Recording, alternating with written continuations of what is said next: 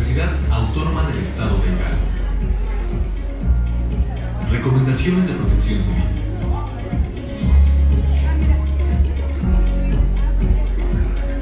Bienvenidos al Poliforum Carlos Martínez Mamori en la Ciudad del Conocimiento. Por favor, colabore con las medidas de seguridad de protección civil.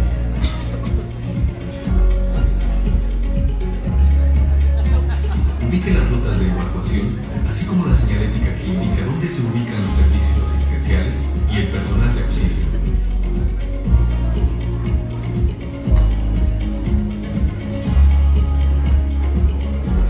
En caso de contingencia, por favor siga las indicaciones del personal capacitado. Mantenga la calma y diríjase sin correr, gritar o empujar a las puertas de emergencia y puntos de reunión. Observe, por favor, las siguientes recomendaciones en caso de sismo.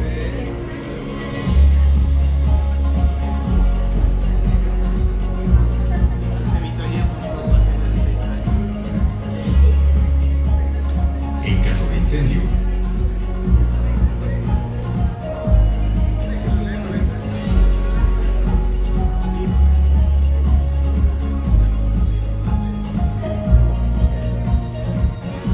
este es un espacio universitario seguro. Disfrute su estancia.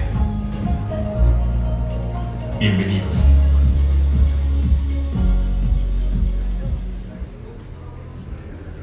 A nombre de la Universidad Autónoma del Estado de Hidalgo y de la Feria Universitaria del Libro, les damos la bienvenida aquí en la sala Margarita Michelena, que como nunca se emociona porque Margarita Michelena fue una periodista también que en algún tiempo tuvo esa ironía y esa sagacidad y ese análisis de la realidad y de la política mexicana, y por eso ahora es un orgullo tener a alguien que en estos tiempos raros, difíciles, violentos, pero sobre todo complejos de nuestro país, nos acompaña con sus comentarios, con sus libros, pero sobre todo con su don de análisis. Genaro Villamil, bienvenido aquí a la Feria Universitaria del Libro.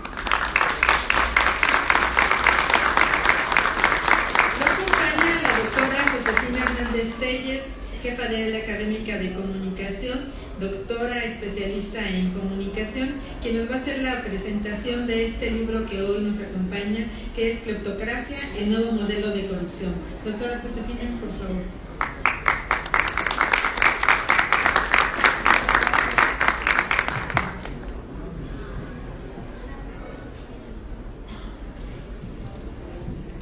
Muchas gracias, buenos días. Pues es un gusto tener hoy a Genaro Villamil, como siempre, presentando un libro pues muy significativo y muy interesante. Para quienes no lo conocen, que yo creo que la mayoría sabe quién es, leeré el breve currículum, pero muy exacto, que viene en una de las contratillas de su libro. Él es politólogo y es reportero especializado en el análisis de los medios de comunicación. Tiene una serie de obras muy actuales y muy de diagnóstico sobre lo que vivimos. Si leyéramos, y ahorita le decía, si leyéramos en general, él decía, muchas cosas nos evitaríamos, y yo le decía, ya te hubieran matado. ¿Por qué? Pues porque justamente pone el dedo en la llaga de los males de nuestro país, que sí parecieran nuevos y no, y ahorita les digo por qué. Por ejemplo, él escribió La rebelión de las audiencias, La caída del telepresidente, Ciberdisidencias, Peña Nieto, El gran montaje, y Si yo fuera presidente, el reality show de Peña Nieto. Como digo, él es especialista en medios y ha trabajado intensamente para exactamente promover la Ley Federal de Transparencia y Acceso a la Información Pública. También ha sido un convencido promotor de los derechos de las audiencias, ha sido reportero en El Financiero, La Jornada, y sigue escribiendo en la revista Proceso. También es profesor en la maestría de periodismo político de la Escuela de Periodismo Carlos Septién García. Bueno, como les digo, breve pero muy exacto su recorrido. Y este libro que nos trae hoy a compartir y para reflexionar y para conocer un poco de qué es o quiénes son son los tipos de personas que nos gobiernan, que mantienen el poder y deciden por este país. Bueno, pues tiene que ver con cleptocracia, el nuevo modelo de la corrupción. Y antes de empezar a hablar de su libro, yo traigo a cuento un fragmento de un libro, una novela histórica de Enrique Serna, que se llama El seductor de la patria, y que habla sobre Santana. ¿Por qué voy a leer este fragmento de Enrique Serna y no de Villamil? Porque es lo que me va a dar pie a que nos explique y podamos un poco reflexionar sobre esto. Es un fragmento del Manifiesto a la Nación del general Mariano Paredes y Arrillaga.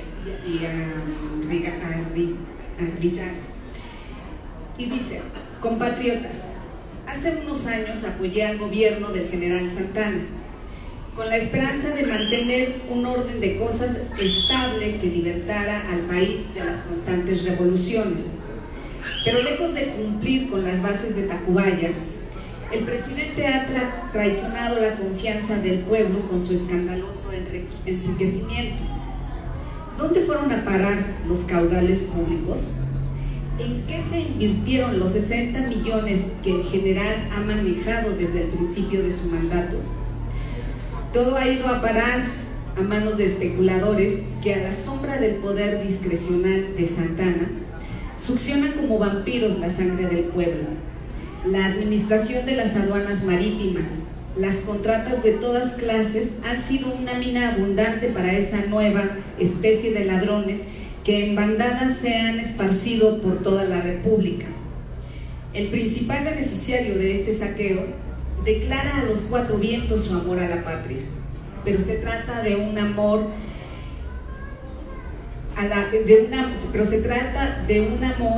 ahí ya me perdí, perdón, antinatural y perverso, como el de Saturno por sus desdichados hijos. El general Santana ama a la patria con la misma solicitud y ternura con que un gastrónomo ceba un capón para saborearlo después. Si Santana ama a la patria, pero a condición de que ésta no tenga más voluntad que la de obedecer los caprichos de su vergonzosa y supina ignorancia, Santana ama a la patria y quisiera verla rica, grande y próspera, pero a condición de someterla bajo su yugo.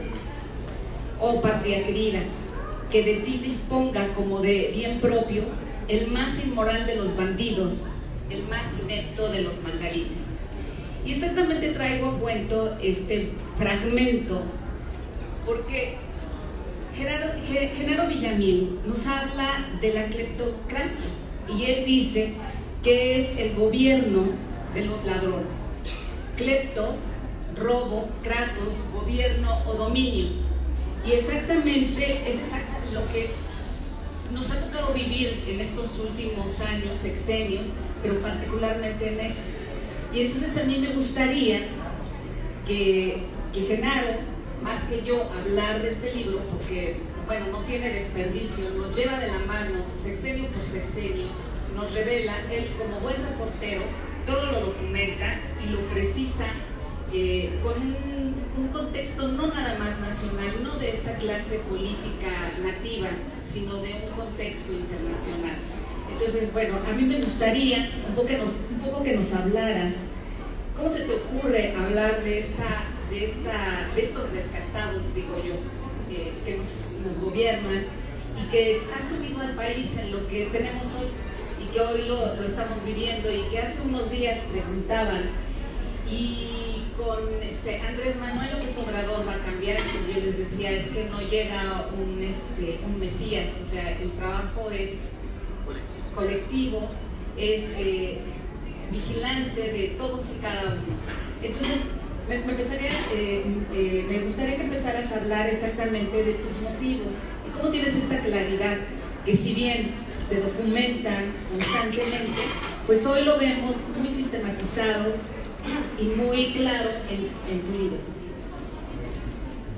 Muchas gracias, Josefina, y muchas gracias a ustedes, a la Universidad Autónoma de Hidalgo, a la feria, por esta invitación. Es ya creo que la quinta vez que estoy en la feria.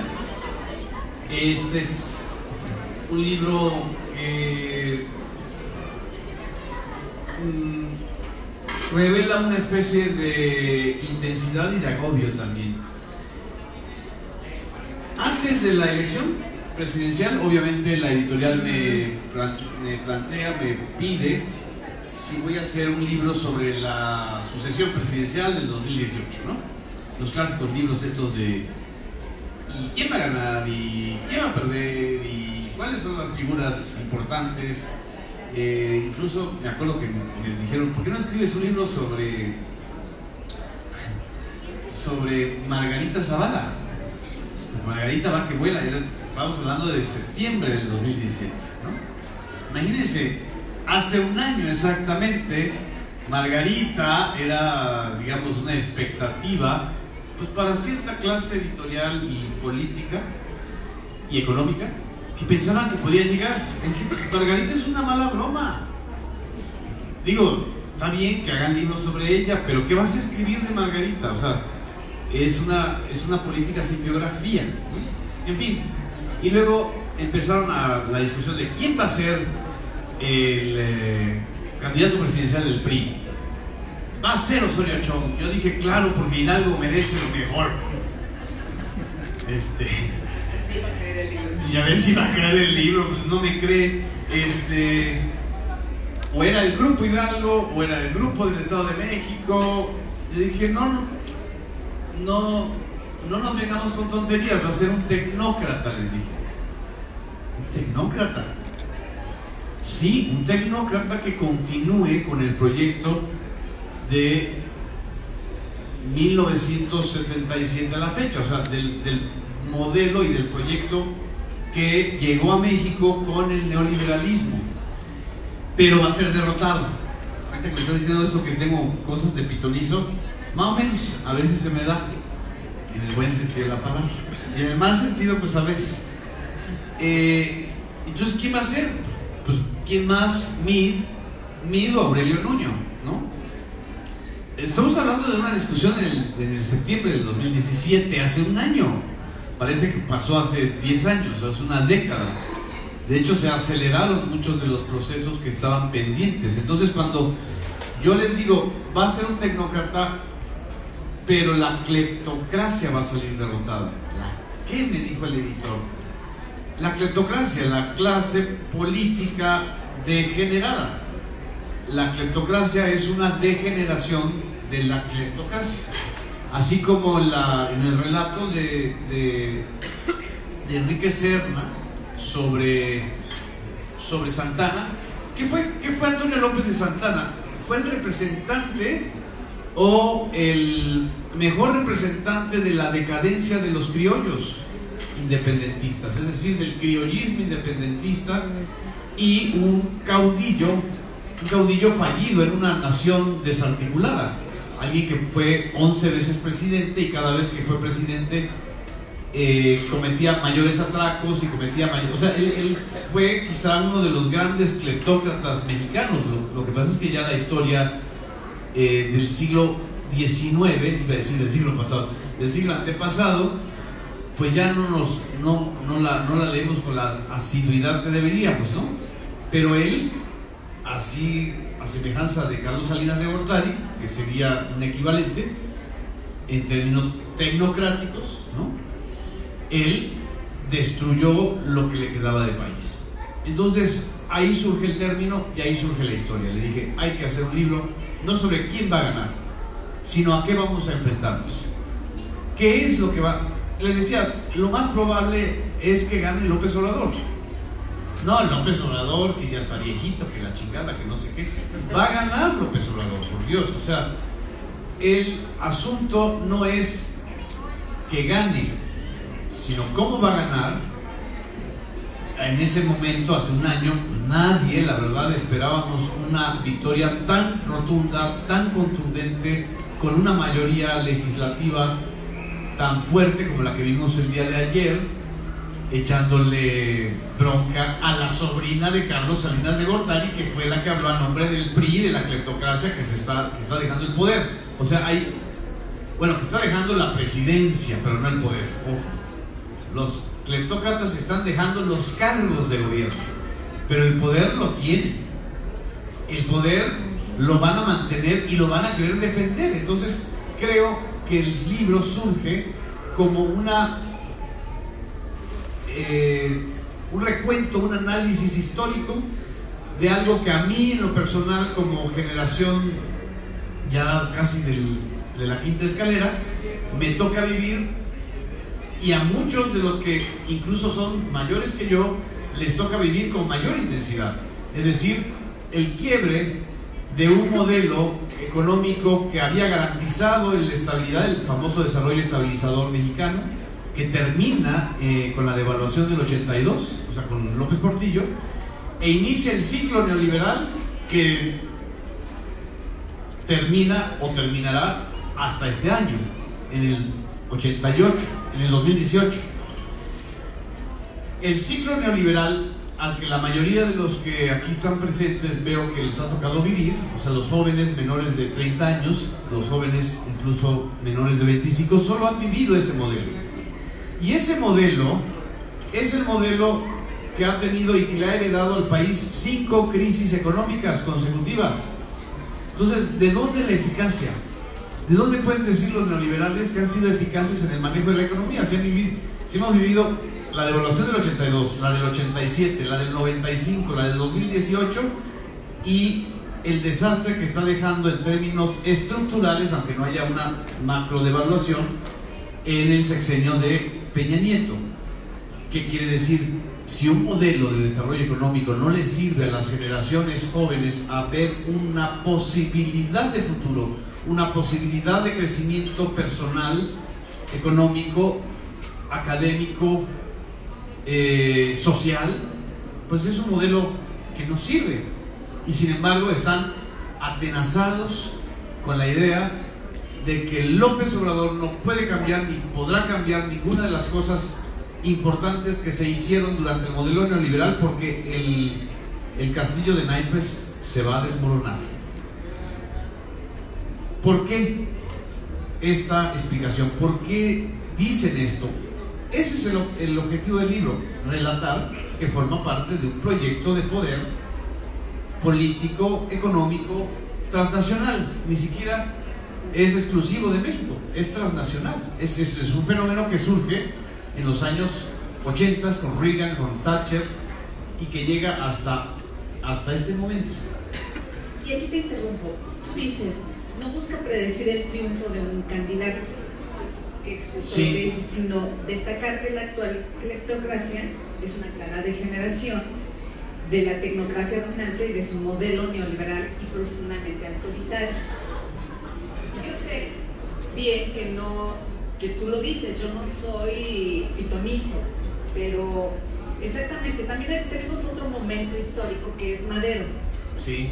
¿Qué pasa con Madero? No llega y desarticula lo que debió haber desmontado. Igual le pasó a Fox. Sí.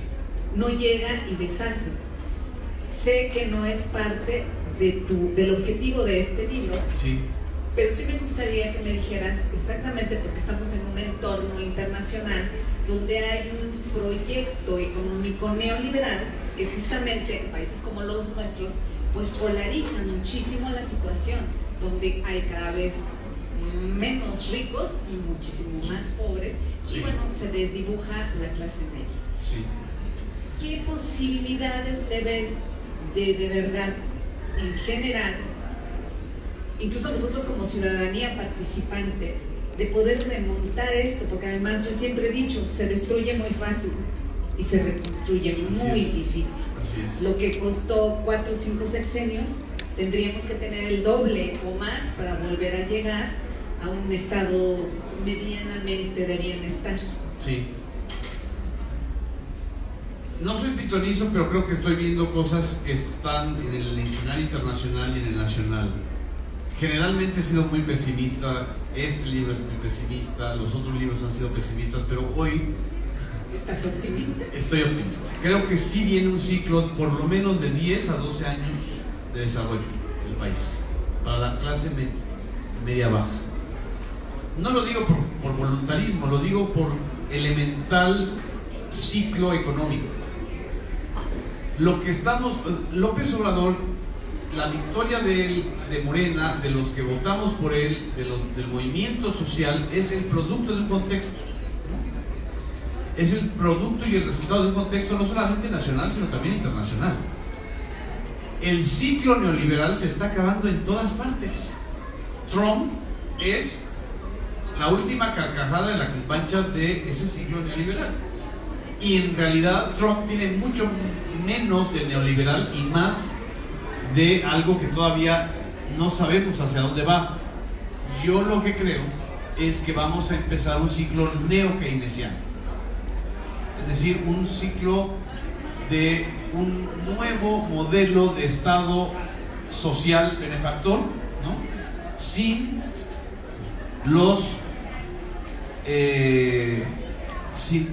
las trabas que el modelo neoliberal ortodoxo impuso en todos los países, no solamente en los países periféricos de América Latina, sino en los países más desarrollados. Es decir, ya no se sostiene la teología del neoliberalismo, de la globalización, tal como nos la contaron en los años 80, nos la santificaron en los 90, cuando se cayó el muro de Berlín, nos la restregaron en la cara en los años 2000 con el atentado a las Torres Gemelas, y nos dijeron solo hay un mundo civilizado y los malditos musulmanes son una amenaza para la civilización, y lo único que hemos visto es una barbarie neoliberal creciente. Entonces, por elemental sentido hasta de la física, ¿sí?, hasta de los fenómenos físicos que tienen que ver con el modelo de desarrollo social, creo que vamos a un ciclo nuevo. No va a ser fácil, ojo, no va a ser fácil, sobre todo en los primeros 2 años, ¿no? ¿Por qué? Porque tenemos a una clase política que se va a defender con uñas y dientes, ¿no? Pero también se están enfrentando, a diferencia de Fox, a diferencia de Madero, a un liderazgo político y social como no ha existido en este país, yo creo que nunca. Es decir, hay que observar bien el fenómeno de López Obrador, no solamente al individuo, sino lo que representa. Es el único político mexicano que no pertenece a las élites, que no creció ni es hijo de un político o gerente y que llega al poder, pero le llega costándole casi la vida. O sea, tiene un infarto, son 13 campañas presidenciales al hilo, una tonelada, déjenme decirlo de manera muy epicúrea, toneladas de mierda que le aventaron en los medios, en la academia, en la política. Si alguien ha sido insultado en este país, ha sido él. O sea, no quiero agregar más cosas a lo que ya sabemos, hemos vivido, hemos escuchado. Y sin embargo resistió, ¿sí? Y lo que más valora un mexicano que no es de la clase alta, que no es de la élite que vive en su burbuja, es la capacidad de resistencia. Esa capacidad de resistencia creó una atmósfera alrededor de esto que es un movimiento. Lo que preveo es que Morena, por ejemplo, no va a durar como partido político. Por ejemplo, no es un partido político sólido. Es una amalgama, pero ustedes saben perfectamente en Hidalgo cómo ganó Morena. Entonces no les puedo decir yo más cosas, porque ustedes las saben. Pero a pesar de ser un instrumento electoral eficaz, creo que le falta ser un instrumento partidista sólido. Entonces, lo más probable es que se refunde el sistema político. O sea, vamos a asistir a la refundación de nuevos partidos, ¿no? Ya, pues prácticamente lo que estamos viendo del PRI es verdaderamente lamentable, ¿no? O sea, ya es el partido del selfie. Aquí hay más ciudadanos que militantes en el PRI, en este salón, reales, militantes reales. Entonces, creo que sí viene una etapa de recomposición porque se agotó el modelo y porque nunca como hasta ahora, o sea, este libro no lo hubiera yo podido escribir ni nombrar de esta manera hace 6 años, por ejemplo. Pero 6 años después le es tan clara a la gente, a la gran mayoría de los mexicanos, que lo que hicieron fue robar, que la lógica del robo ya no tiene lógica, ya no tiene un sustento real. Los gobiernos priistas, panistas robaban, pero daban eficacia, demostraban cierta eficacia, pero aquí ni eso. O sea, la demostración más clara de ineficacia son los propios esposos de Enrique Peña Nieto, de su 6º informe de gobierno. O sea, es terrible lo que está diciendo. O sea, dije, sí la cagué y no hice nada, entonces acépteme. O sea, sí involucré a mi esposa, o sea, lo está diciendo, involucré a mi esposa en un delito que yo cometí. El asunto de me duele tanto los padres de Ayotzinapa, pero ¿saben qué? Cállense porque sus hijos murieron incinerados. O sea, es de una petulancia lo que está sucediendo, que cuando ya no hay capacidad de observar los errores que cometieron y de enmendarlos, no solamente de enunciarlos, entonces estamos frente a un ciclo que termina, ¿no? El ciclo que va a empezar es un ciclo, yo lo veo prometedor en términos económicos, difícil en términos políticos, sobre todo en los 2 primeros años, y sobre todo muy duro en la materia de seguridad pública y de violaciones a derechos humanos, porque en realidad sí se deja un país en estado casi en ruinas. Sí, y justo eso, ¿no? Esta élite política corrupta, sí, y descastada, digo yo, perdieron todo límite y demás, pero otra vez apostando a que todos nos movilizamos de alguna manera en estas elecciones. Fue histórico, yo esperaba el gran fraude.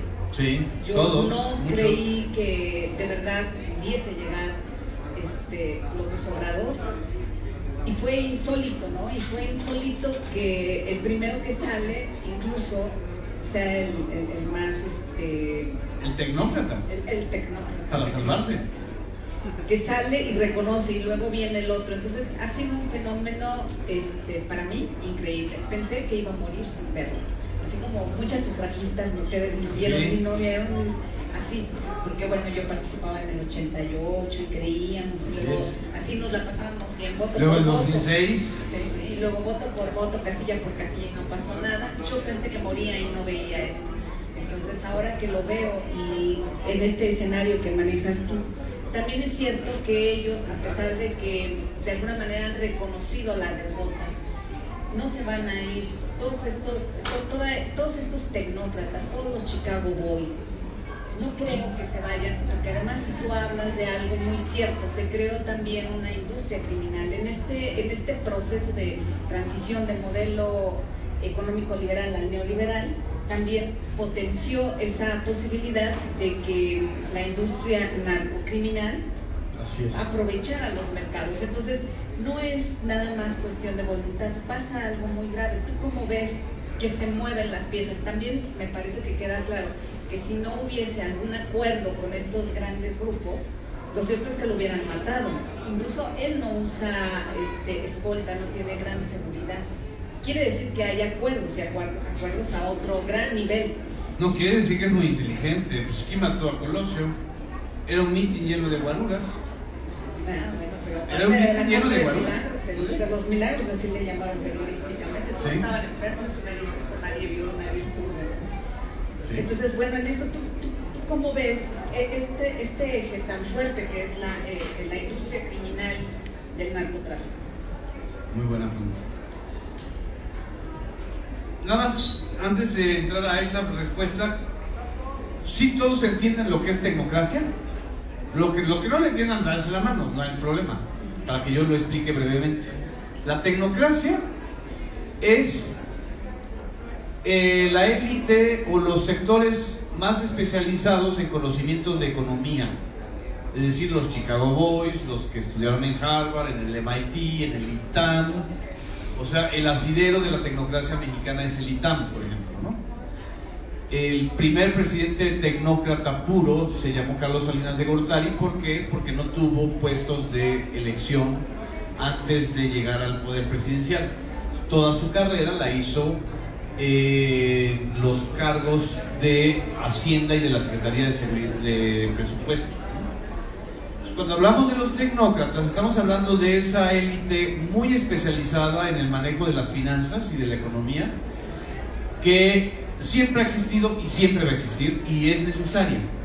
Ojo, o sea, la tecnocracia es necesaria porque, como son necesarios los dentistas, o sea, alguien tiene que ser sádico para que nos limpie la boca. O sea, sí, o sea, como son necesarios, no sé, la gente, los pepenadores, o sea, es decir, son males y bienes necesarios para una sociedad. Alguien tiene que saber cómo chingados controlar la inflación, ¿no? El punto peligroso es cuando los tecnócratas dicen: no, nosotros no solamente queremos saber cómo se maneja la economía, queremos tener el poder político y queremos fabricar un presidente que nos encabece, que nos conduzca y que además esté apoyado por Estados Unidos. Y ahí surge el salinismo. O sea, el salinismo es el ascenso de la tecnocracia a los cargos de poder político que no tenían antes y a cubrir todas las áreas que ellos no tenían. No solamente la política tradicional, la Secretaría de Gobernación, la Secretaría de Trabajo, etcétera, sino también toda el área de seguridad. Ojo, el crecimiento del crimen organizado, ¿no se les ha hecho extraño que sea paralelo al modelo neoliberal? Que se haya dado en México del 84 al 2018 y sobre todo del 2000 al 2018 en paralelo con la llamada globalización y con la neoliberalización, etcétera. La narrativa que nos ha contado la tecnocracia en el poder es que hay una bola de ojetes, narcotraficantes, narcos increíblemente astutos como el Chapo Guzmán, como el Mayo Zambada, como Caro Quintero, que son, híjole, casi supermanes, ¿no? O sea, se escapan de la cárcel sin que nadie vea nada, construyen túneles, son los hombres más ricos del mundo. Vamos a acabar con esos. O sea, es como la narrativa de una película del oeste norteamericana, o como las series de Netflix, como El Señor de los Cielos o La Reina del Sur, etc. Esa es la historia que quieren que nosotros creamos y que nos contemos. Y efectivamente son personajes que existen, son hombres peligrosos. O sea, el Z40 yo no lo quiero tener en mi casa comiendo, por supuesto. Ni me gustaría haber vivido en Hidalgo en los momentos en que el Lasca pues estaba dominando aquí, ¿no? Y cobrando derecho de piso. Pero ese no es el punto. O sea, el tema del crimen organizado no es la existencia espectacular de capos y la existencia espectacular de consumo de drogas en Estados Unidos. Esa es una parte de la ecuación. La crisis de el narcotráfico, voy a tratar de ser lo más sintético, lo explico en una parte del libro, no es algo es algo complejo, pero voy a tratar de hacerlo lo más sintético. Tiene que ver con la lógica neoliberal del mercado de las drogas, ¿sí? Tiene que ver con un principio elemental de economía. Si tú prohíbes algo, se eleva el precio, entonces los niveles de ganancia son mayores, ¿no? Entonces, ¿qué sucedió durante esos últimos 30 años? Criminalizaron la droga, la volvieron como en la época de la prohibición del alcohol. La prohíbes, se vuelve un producto que además tiene altos réditos, porque producir 1 kilo de marihuana, pongamos que nos cueste $1, pero ese mismo kilo de marihuana lo puedes vender en las calles de Estados Unidos o de Europa en $200. O sea, tienes un nivel de 2000% de ganancias. ¿Qué haces con esas ganancias? Las metes a un circuito de lavado de dinero. ¿Y cuál es el mejor circuito para lavar dinero en este país? Las elecciones. Las elecciones. El dinero en cash, que creo que aquí hay varias anécdotas de eso, que encuentran circulando en época electoral. ¿Por qué? Porque es la mejor manera de amarrar cargos políticos y además de hacer que ese dinero se legalice. La otra forma de lavar dinero es a través de los medios de comunicación masiva. Que ya nos olvidamos de las camionetas de Televisa en Nicaragua. ¿Creen ustedes que Televisa apoyó a Peña Nieto porque le parecía un hombre talentosísimo? ¿Y le puso la gaviota porque se enamoraron a primera vista? Pues es la narrativa que nos han querido contar. Ahora ya nos burlamos de eso porque evidentemente es un fraude. Es una novela peor escrita que La Casa de las Flores. O sea, sí, la verdad.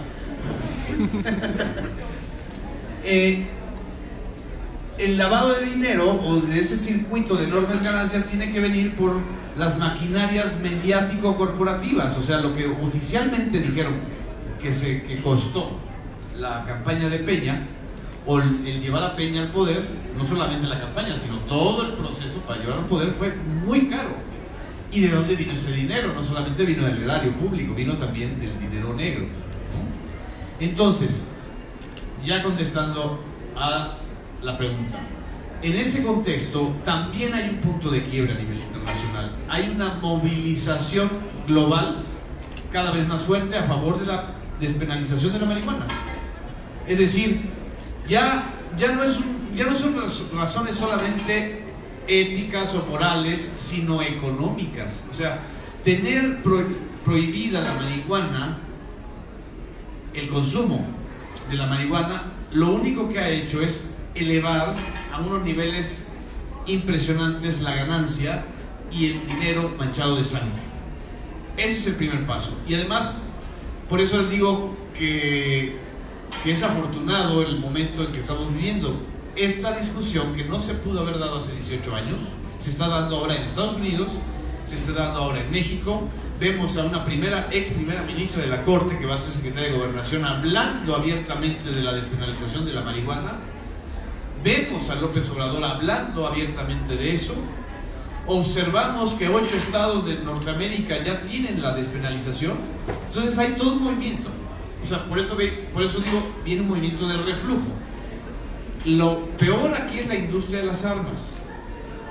Hay en paralelo toda una industria del armamento que se ha hecho en connivencia con el crecimiento de los cárteles. Entonces creo que lo más difícil va a ser justamente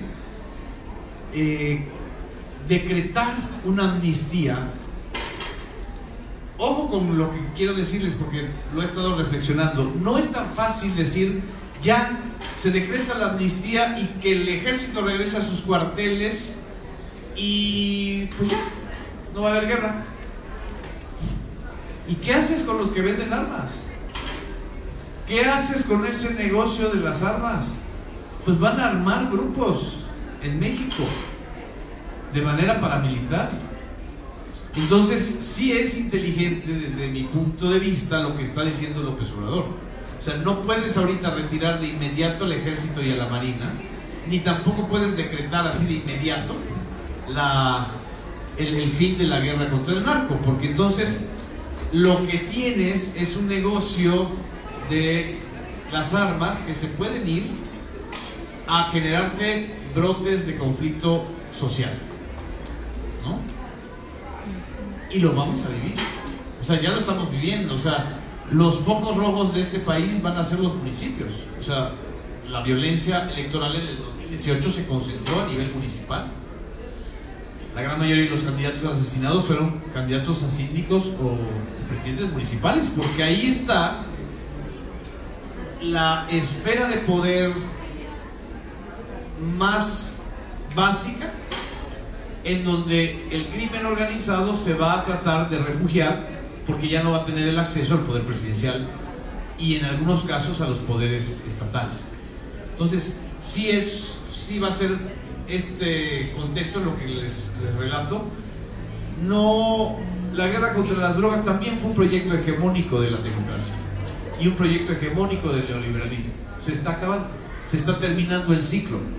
Ya no le sirve para nada ni a Estados Unidos, ni a México, ni a Europa. Entonces, este nuevo proceso va a ser muy interesante. Sin duda. A mí me gustaría dejar los últimos minutos para que el público haga y aproveche la visita. Entonces, bueno, recomendarle este libro porque, bueno, exactamente, Villamil, como buen periodista, pues con datos, cifras, hechos muy precisos y con mucha rigurosidad y documentación de la historia política de casi medio siglo, pues organiza exactamente, ya nada más quería yo mencionar esto, el origen de esto que estamos viviendo, que se llama tecnocracia, las disputas de la tecnocracia en la sucesión, la república electoral de los ladrones, Peña Nieto es la corrupción, la línea de los escándalos, y los goberladrones y la operación Zafiro. O sea, un libro que digo yo no tiene desperdicio, así que bueno, les invito y les dejo al autor para que brevemente y muy concretamente le hagan cualquier pregunta que tengan. ¿Podemos contar 5 minutos? Yo creo que 3. ¿Sí? Gracias, buenas tardes, estimado Genaro. Preguntarte, ¿qué vislumbras tú ahora que se viene esta transformación en el poder con los medios de comunicación? Ya empiezan a haber algunos indicios de periodistas, líderes de opinión, que ya empiezan a decir, bueno, bye bye, pero ¿qué va a pasar con el grueso del gremio periodístico y de los medios de comunicación? Tú has escrito mucho acerca de esto y quisiera saber cuál es tu opinión. Gracias. Muchas gracias.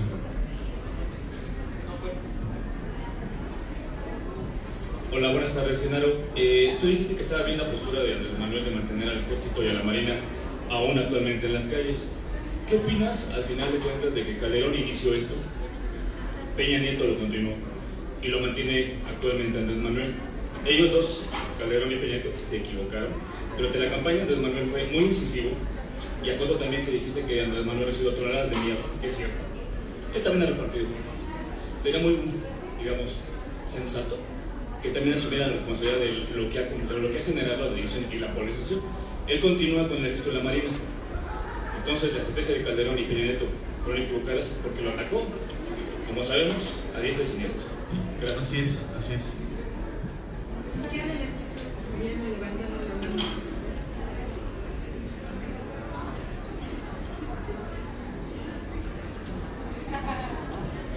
Buenas tardes.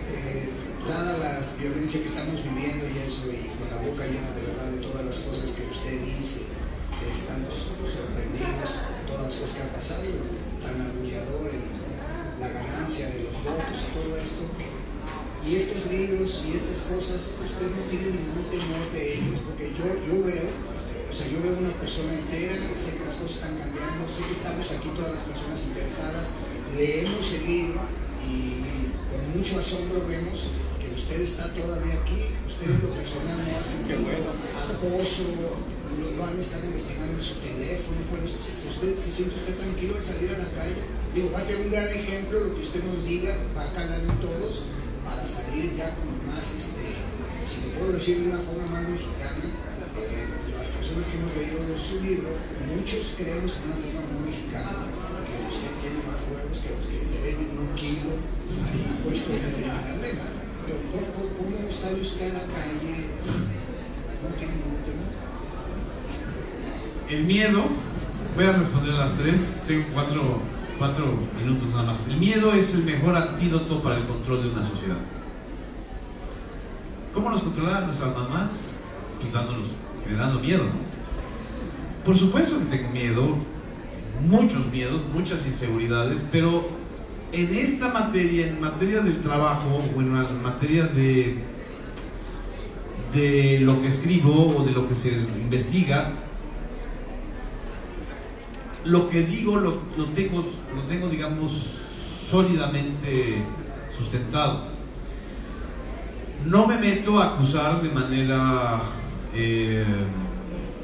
temeraria cuando no tengo las bases, ¿no? Y creo que me autocontengo también. Es decir, todos los periodistas, todos, publicamos el 10% de lo que sabemos. Porque solamente podemos confirmar ese 10% y a veces menos, ¿eh? Pero cuando lo damos a conocer o lo compartimos es porque hay una certeza, ¿no? Este libro, por ejemplo, no es un libro que revele un gran escándalo. Hay quienes hacen periodismo de revelaciones y creo que es muy importante.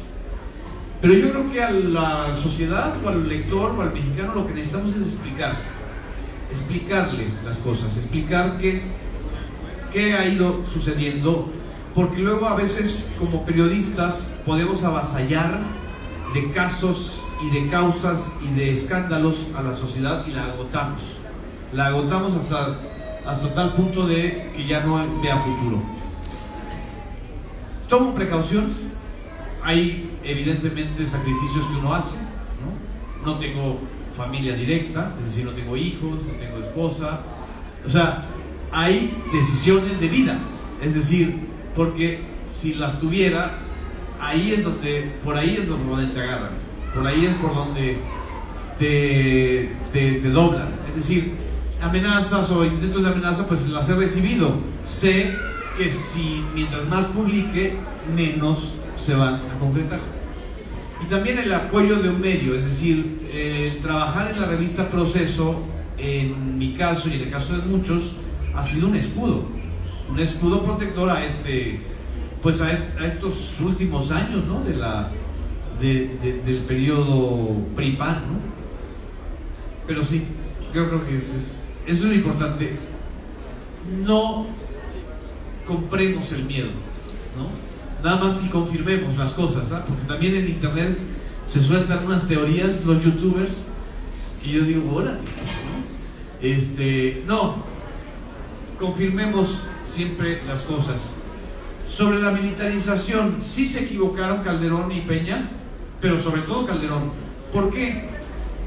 Porque evidentemente el despunte del crimen organizado era un tema de carácter eminentemente financiero y del lavado de dinero, y eso no lo combates con militares en las calles. Lo que crearon fue el problema para generar la necesidad. Es decir, expusieron la violencia, le echaron gasolina al fuego, entonces el fuego pues se fue y se expandió.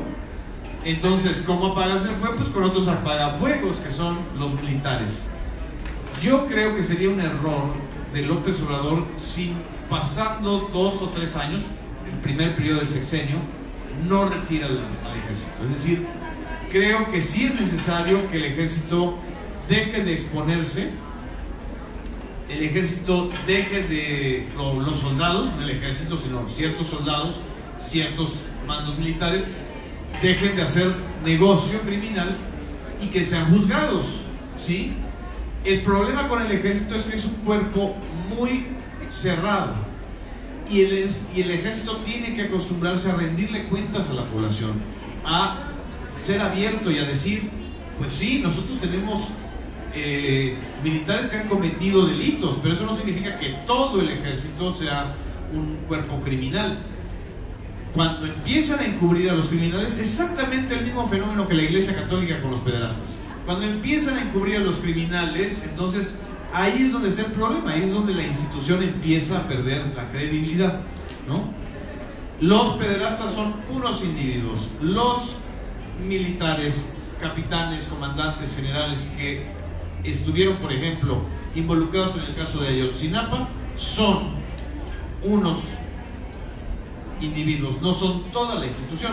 Entonces yo creo que hay que avanzar en separar esa parte y quizá el tercer año o después de las elecciones del 2021 ya plantear en serio el retiro del ejército y de la marina, ¿no? Sobre qué pasa o qué va a pasar con los colegas. Le están tratando de echar los medios privados la culpa a la posibilidad de que van a disminuir los recursos de los gastos de comunicación social a los despidos que están habiendo. A ver, los despidos que se están dando en Reforma, en Milenio, en varios periódicos estatales, etcétera, son el resultado de un problema del periodismo mexicano, que son empresas que escribían solamente para el poder, para que el poder las viera, el poder político, y además pagara para que las viera. Lo más dramático de este proceso es que los que han ganado en 20 años, ahí están las cifras, yo lo publiqué en un texto que hizo una investigación basada en datos del INEGI, los dueños de los medios ganaron más o menos 6.200 millones de pesos en este periodo, los últimos 10 años, 2010, 2018, 8 años, pero los salarios de los reporteros disminuyeron 70%. Lo que ha sucedido es una precarización del trabajo del periodista, y esto es un asunto que tiene que alarmarnos a todos, y creo que los periodistas y los comunicadores tenemos que voltear a ver a nuevas formas de informar y de comunicar y de recibir también ingresos. Creo que la iniciativa privada también va a tener que empezar a usar y a contratar a periodistas, a comunicadores, para profesionalizar lo que vamos a vivir. Es decir, yo no le daría tanto peso de responsabilidad a la disminución de los gastos de comunicación al fenómeno de la crisis que están viviendo ahorita los medios. Y por supuesto, pues los periodistas que tienen crisis, como Adela Micha, López Dóriga, me conmueve mucho que vayan a ganar menos, pero espero que hayan ahorrado lo suficiente en los 10 años que han estado recibiendo una buena cosecha de chayote, pues para que tengan para comer. O sea, porque lo que gana López Dóriga y lo que gana Adela Micha en un mes no lo gana ni Obama. Gracias. Muchas gracias, ingeniero.